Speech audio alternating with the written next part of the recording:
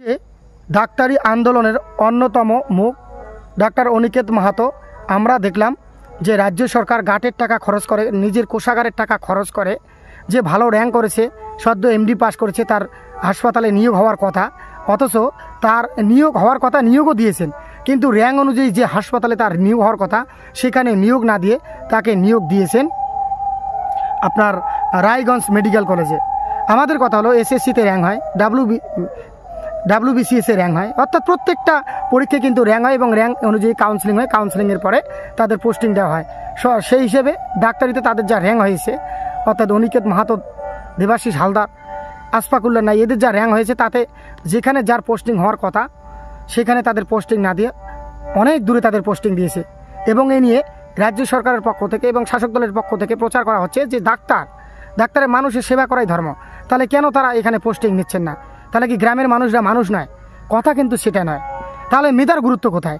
তাহলে মেধা হলো, পরীক্ষায় ভালো রেজাল্ট করলো, এত আন্দোলনের পরেও তারা তাদের নিজের পড়াশুনোটা ঠিক রেখেছেন এবং তারা রাজ্যে দৃষ্টান্ত উপস্থাপন করেছেন যে আন্দোলনের মধ্য থেকেও পড়াশোনা ভালো করে তারা ভালো র্যাঙ্ক করতে পারেন এবং তাদের পছন্দের হাসপাতাল তারা জয়েন্টও করতে পারেন।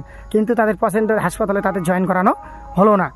একটাই দোষ, কারণ তারা আরজি কর আন্দোলনের রাজ্যে একটা তুমুল আন্দোলন তৈরি করেছিল। আমার জীবনের ইতিহাসে আমি এত বড় আন্দোলন দেখিনি, স্বতঃস্ফূর্ত আন্দোলন, যে আন্দোলনের অন্যতম মুখ, আইকন মডেল বলা চলে আমাদের ডাক্তার অনিকেত মাহাতো।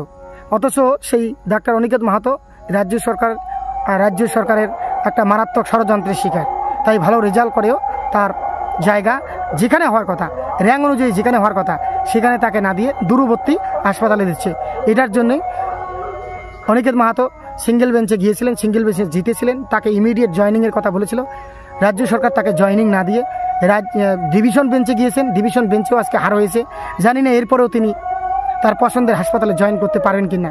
তার র্যাঙ্কের, আমি পছন্দ বলি না, তার র্যাঙ্ক অনুযায়ী তার যে হাসপাতাল পাওয়ার কথা সেই হাসপাতালে জয়েন করতে পারবেন কিনা। কারণ এরপর রাজ্য সরকার যদি সুপ্রিম কোর্ট যায় তাহলে সুপ্রিম কোর্ট পর্যন্তও অনিকেত মাহাতোকে অপেক্ষা করতে হবে।